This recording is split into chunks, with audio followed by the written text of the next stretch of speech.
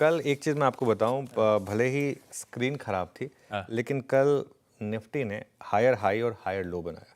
Okay. Technically ये important है, मैं आपको टेबल के उसमें फॉर्म में दिखा देता हूँ। अगर आप 2 दिन का निफ्टी का चार्ट देखेंगे तो कल और परसों, ये 16 जून को हमारा लो था 24,703 और हाई था 24,967। अब कहने को आप कह सकते हैं कि जो कल का हाई था उसकी कोई अहमियत नहीं थी, क्योंकि वो खुलते ही बस मार्केट कोलैप्स हो गया था।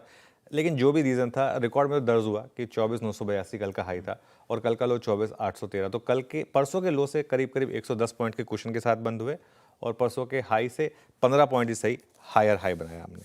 और एक चीज़ जो इंटरेस्टिंग हो रही है कि 2 दिन से अगर आप देखें तो निफ्टी के जो लोज़ हैं वो रिकवर हो रहे हैं। निफ्टी के जो लोज़ हैं वो अगर आप देखें तो 15 जून, 16 जून और 17 जून के लो आएंगे 24,473, उसके बाद 24,703 और उसके बाद अगर आप देखें 24,813। तो ये कुल मिलाकर निफ्टी के लोज रहे हैं।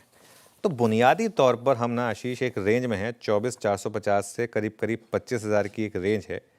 अभी कहने को 550 पॉइंट की रेंज बड़ी लगेगी आपको, लेकिन है ये 2% की रेंज है। दिक्कत ये है कि ये जो रेंज है, ये इसके जो दोनों छोर हैं ये बार बार टेस्ट हो रहे हैं और बहुत जल्दी टेस्ट हो रहे हैं। तो उस सेंस में ट्रेडर के लिए नाइटमेयर है ये, उन ट्रेडर्स के लिए जिनको वॉलेटिलिटी पसंद नहीं है। जिनको वॉलेटिलिटी पसंद है उनके लिए तो बहुत अच्छी बात है, लेकिन ज़्यादातर लोगों को वॉलेटिलिटी पसंद नहीं होती। इस वजह से इस बाज़ार में एक और चीज़ है कि व्यू बेस्ड ट्रेडिंग जो है ना वो चलेगी नहीं इस बाज़ार में। सुनो सबकी और करो मार्केट की, ये बेसिकली पॉलिसी है। मैं बार बार कहता हूँ कि हम भी जो अपना सुबह व्यू रखते हैं ना 9:15 पे मोर और लेस वो नलीफाई हो जाता है, क्योंकि मार्केट जो करता है आपको उसी को रिस्पेक्ट करना होता है। तैयारी आप करेंगे, इसका मतलब ये है ना कि आप तैयारी नहीं करेंगे। आप पेपर में जाएंगे तो पूरी तैयारी करके, आउट ऑफ सिलेबस कुछ आ जाएगा तो आप कुछ कर नहीं सकते।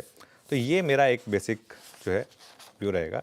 और इंडेक्स को अगर आप चाहें ना तो कुछ समय के लिए दरकिनार कर दें, छोड़ दें इंडेक्स को कुछ समय के लिए। ज़रूरी नहीं है कि आप इंडेक्स में पैसा बनाएं, मार्केट ब्राउनी पॉइंट नहीं देगा आपको।